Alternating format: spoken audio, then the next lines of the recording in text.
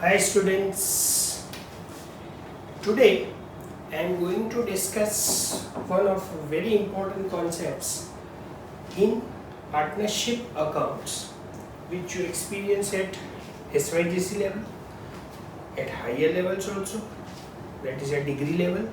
You study at some professional courses like CA, you have in foundation the same concept. What we are supposed to understand today is, or what I am going to talk today is something called as goodwill treatment in case of admission of a partner. When a partner is admitted, how do you account for goodwill? That is what we are going to talk about today. Now, first of all, let's take an example. Suppose X and Y are two partners. ये दो partner हैं. They were carrying a business from many years. Suppose 10 years. After 10 years, they decided to admit Z as a partner in their firm. बराबर? Now, reason for admission of Z might be various, like need of capital, a need of specialization skill which is possessed by Z, need of, can I say, knowledge of Z, या Z might be a famous personality, कुछ भी हो सकता है, reason might be anything. Now he is admitted. Now when he is admitted, definitely one thing, he will bring some capital. तो ये XY को capital का भी मदद मिल जाएगा for expansion purposes, open a new venture at some other places, anything. But X and Y will also ask Z to pay something for goodwill. So you might say, sir, क्यों? बच्चे लोग X and Y till now, suppose I am taking the example of they have worked for 10 years. In this 10 years period, they have established a brand name in the market. They have established a customer base in the market. When Z is admitted, can I say he directly enjoys that benefit? No need to put hard yards for achieving that customers, for achieving that fame, for achieving that name. So Z enjoys that immediately on day one of his business enter. So X and Y बोलते हैं भाई हम लोग ने बहुत मेहनत किया है. Because of that hard work put by us, today can I say this organization is in this shape. Customers इतने हैं, we are able to enjoy profits. तो आपको कैपिटल तो पैसा लेके आओगे, बट कैपिटल याद रखना बच्चे लोग, it is a liability of a firm. मतलब firm is suppose to pay back that. So what Z will invest, can I say is going to get it in return. मतलब वो तो actually कोई पैसा नहीं दे रहा है, बट देन गुडविल का पैसा एक्स एंड वाई डिमांड करते हैं और जेड भी अग्री करते हैं कि यस. तो Z definitely pays that amount for goodwill. इधर से गुडविल ट्रीटमेंट का कंफ्यूजन स्टार्ट होता है, because there are 3 conditions in which goodwill can be accounted in books of X Y and Z. Now I will call it as X Y Z because now Z is a partner. अभी पहला case ऐसा होता है बच्चे लोग, when Z agrees to that and cash is brought in for goodwill, or in other words, we say that goodwill is brought in cash. Z जितना goodwill हुआ उसमें उतना शेयर वो लेके आएगा cash. What is journal entry for that say? First entry, it is cash or bank account debited to goodwill account. और याद रखना स्टूडेंट्स, इसमें अमाउंट है ना कौन सा आएगा, पूरे फर्म का गुडविल नहीं है. जेड पूरे फर्म का थोड़ी गुडविल लेगा, उसमें उसका कितना शेयर है. Firms goodwill multiply by his share. Example लेते हैं, सपोज फर्म का गुडविल है 50,000, उसको 1/5 देने वाले हैं तो 10,000 वो, तो वो गुडविल लेके आएगा. So he will bring not 50, he will bring only 10,000. First entry is cash to goodwill. Now ये लेके आया. Now what happens? Suppose if I keep it here only, तो ये goodwill which is actually an intangible asset of an organization, asset, ये तो इधर credit हो गया. तो how would you account it? So then ये goodwill, can I say who has a right over this goodwill? तो XY, because XY ने मेहनत किया था. तो XY बोलते हैं ये जो भी पैसा goodwill का लेके आया ना, उस पर राइट हम लोग का है, तो we will take it. Now, so immediately you pass another entry, which we call it as goodwill account debited to X account to Y account. These are can I say old partners. तो goodwill का जो भी पैसा है ना, वो X और Y लोग अपने कैपिटल में क्रेडिट करा लेंगे. They might withdraw that amount, they may not. So right now can I say it is credited to their account. So goodwill to XY, that is old partners, and whenever there is more than one partner, मतलब ratio comes into picture. तो कौन सा ratio? तो याद रखना, this is always in sacrifice ratio, because ये Z के आने से X and Y के आने से we lose something. पहले 100 रुपया कमाते थे, 50-50 मिलता था, सब कुछ इक्वली. अभी भी इक्वली है, बट अभी 100 रुपया कमाओगे तो 33 ऐसे मिलेगा. तो I am losing 17 rupees, while also losing 17 rupees. तो वो रेशियो में they take that goodwill, that is in sacrifice ratio. Sacrifice ratio का आपका फॉर्मूला आता होगा, it is old minus new ratio. तो when goodwill is brought in cash, students, first entry is he brings in cash, but how much? Not entire value of goodwill, he brings in only his share of goodwill, and immediately, whether given in question or not, it gets distributed to old partners, but in sacrifice ratio. ये goodwill जब भी cash मिलेगा. कई बार इन question ऐसा दिया होता है बच्चों कि old partners are withdrawing the amount of goodwill. So if that is the case, if goodwill is withdrawn by old partners, if goodwill is withdrawn by old partners, मतलब ये X Y घर पे लेके जा रहे हैं पैसा, तो X Y to cash bank, ये जो अमाउंट इधर आया वही अमाउंट है ना, ऐसे it is carry forward over year. या कई बार ऐसा होता है ओनली 50% इज विथड्रॉन, तो इसका 50% है, 20% है, इसका 20%, कुछ नहीं दिया, मतलब entire amount is withdrawn.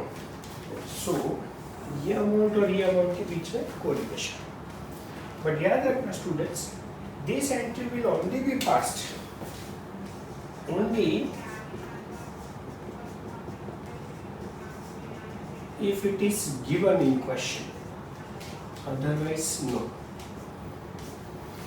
Only if it is given in question तो ये एंट्री पास करो, otherwise there is no need to pass. But these two entries आपको पास करना कंपल्सरी है. क्वेश्चन पढ़ने का ध्यान से. कैश ब्रॉट इन गुडविल है, यस, तो कैश टू गुडविल और goodwill to old partners in sacrifice ratio, ये दोनों साथ में ही पास कर देना. ध्यान से देखना बच्चे में, गुडविल डेबिट और क्रेडिट नलीफाई हो जाता है, तो फाइनल आपके इफेक्ट आएगा कैश बैंक में डेबिट साइड और पार्टनर्स कैपिटल में क्रेडिट साइड. तो ये हैपेंस. कई बार ऐसा क्वेश्चन में अगर दिया हो कि goodwill should not be used in the whole question, मतलब गुडविल नाम ही नहीं आना चाहिए, तो क्या है pass one single entry goodwill cancel निकाल दो, cash bank to XY. Yes sir, इसका नेट इफेक्ट होता तो वही, कैश बैंक टू XY, और अगर ये दिया है तो XY टू कैश बैंक. तो very simple, goodwill is brought in cash by Z, तो कैसे इफेक्ट आएगा? ये आपका हो गया method number 1. If goodwill is brought in cash by incoming partner. Now it is not always possible. Z के पास शायद इतना फाइनेंस नहीं है, जेड के पास फाइनेंस है but right now is not ready to give for goodwill. तो अभी मैं भी पार्टनर हूँ, मैं धीरे धीरे दूंगा, ठीक है. इन that case this is can I से मेथड 1, यू कैन से ये मेथड 1 है.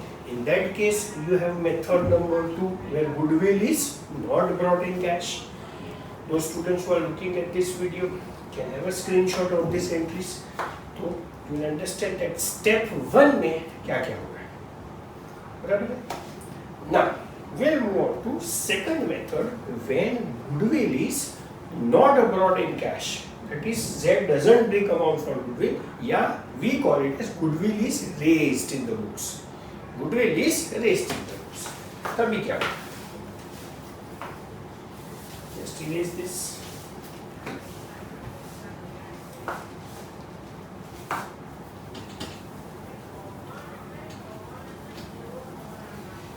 Just erase this, and then we move on to second method.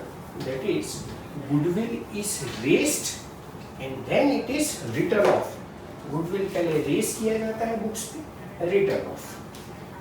अभी उसका भी एंट्री है, वो भी याद रख लेना है बच्चे लोग. और कोई भी एडमिशन वाले सब में admission of a partner which is a compulsory topic at 12th level आपको आता ही है. उसमें ऐसे दिस कम्स इनटू पिक्चर. तो मेथड नंबर 2 है आपका when goodwill is raised, or we say goodwill is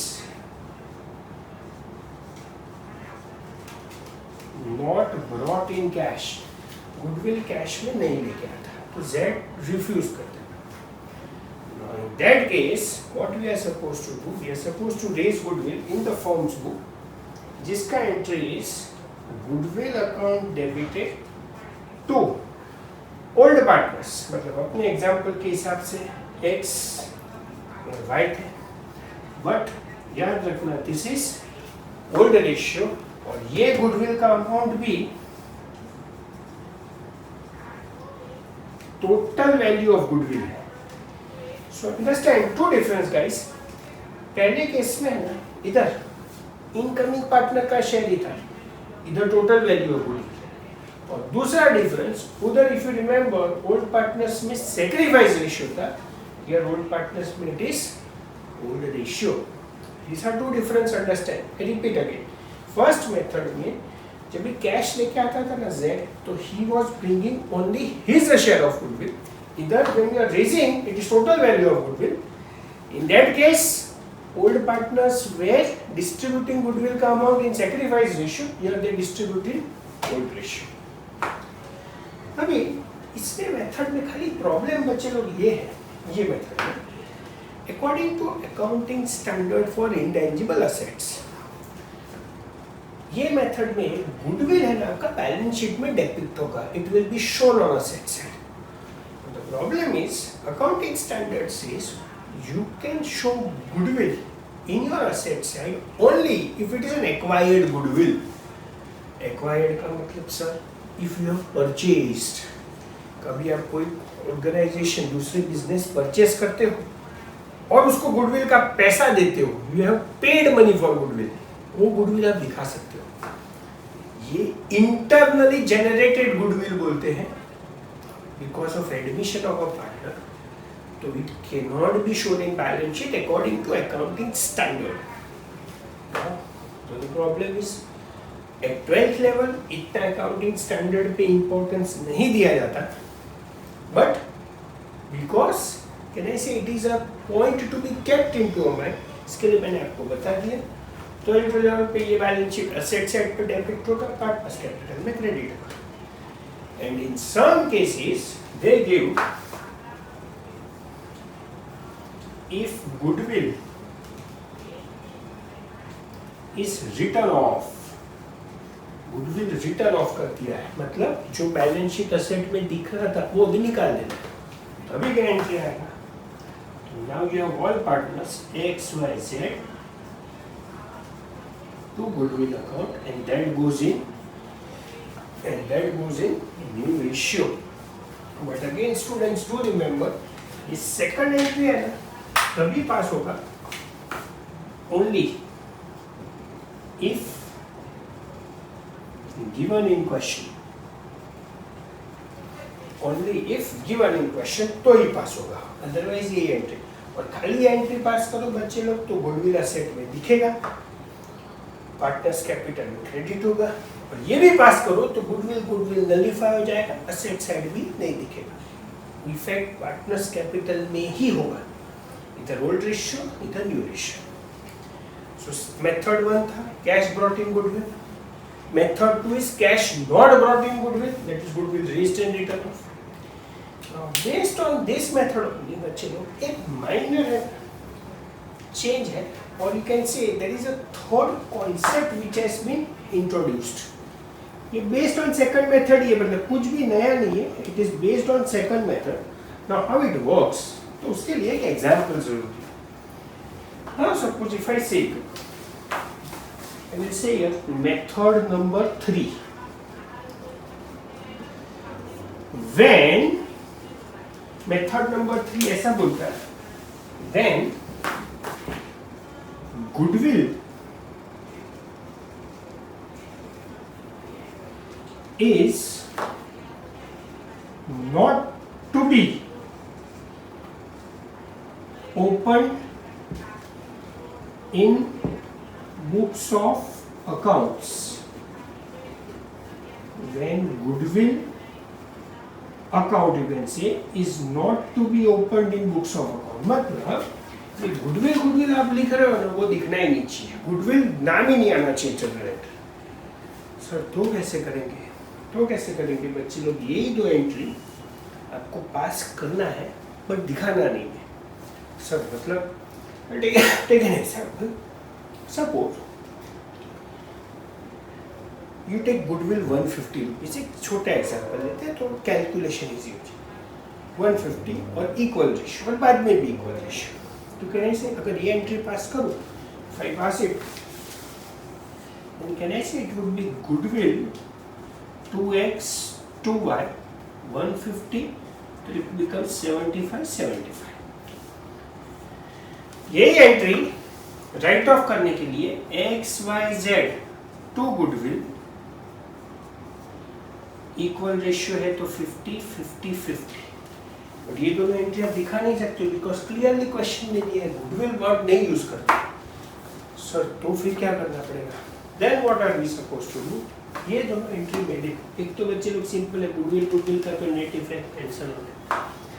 now I will nullify the items and find out the net effect of the same. Now you से x is 75 credited, x is 50 debited, तो credited 25 रुपये, सो 2x 25, कहने से y में भी same है, yes sir, सो 2y, और z खाली डेबिट है, इधर तो है नहीं, तो z डेबिट कर दो। मतलब what you did is students, you did the same concept, कोई नया नहीं है, लोग इसको मेथड 3 बोलते बट है नहीं method, it is only way of difference of presentation. इसमें गुडविल वर्ड आता है, इसमें गुडविल वर्ड नहीं आता है, बाकी किया आपने सेम ही है। तो इसमें सर क्या करने का, इसमें आपको इसका इफेक्ट देने का, z के पार्टनर्स कैपिटल में z के डेबिट साइड आएगा 2x 2y 25, x के क्रेडिट में बाय z 25, y के क्रेडिट में बाय z 25, मतलब एक ही अकाउंट में सब इफेक्ट आएगा। अगर याद हो तो FIGC cash book contra concept, cash to bank, cash में डेबिट बैंक में credit, bank to cash same, this is called contra concept. Partners capital में एक जगह डेबिट होगा, एक जगह क्रेडिट होगा। Now to capitulate it, understand 3 things, when goodwill brought in cash, goodwill not brought in cash, and goodwill to be adjusted without opening goodwill account. Brought in cash, cash to goodwill, only उसका शेयर, incoming partner का share, immediately goodwill to old partners, कौन सा ratio, sacrifice, खत्म। अगर question specify करता है कि goodwill withdrawn in, then old partners to cash में। Second, if goodwill method 2, if goodwill is not brought in cash, तो गुडविल रेस्ट हो जाएगा, goodwill to old partners old ratio, but that would be entire value of goodwill of firm, and if it is written off, then new partners to goodwill new ratio। नहीं return of किया है तो goodwill आपके balance sheet asset में debit करेगा, return of कर दिया है तो असेट साइड से निकल जाएगा, याद रखना। अदरवाइज बैलेंस शीट में असेट के डिफरेंस आपको दिखेगा. तीसरा कॉन्सेप्ट, एज आई से, it is not third method but it is difference of presentation. वो लोग ने बोला गुडविल को अमाउंट को एडजस्ट करो बट गुडविल अकाउंट मत ओपन करो. What I did was I pass the same to entries और उसका नेट इफेक्ट कैलकुलेट करके मैंने आप छोटा एग्जांपल लेके बताया, जिसका नेट इफेक्ट आपको पार्टनर्स कैपिटल में ही दिखेगा. सो बच्चे लोग, this is goodwill treatment as far as admission of partner is concern. You can get 12th level, at 13th level, at 14th level, at CA foundation level, at CS level, सब जगह पे ये काम आएगा. Most important कोई भी admission वाले सब में गुडविल ट्रीटमेंट ही क्रिटिकल होता है. बाकी तो asset liability increase decrease majority of people will understand it easily. I hope you like this thing. Thank you so much.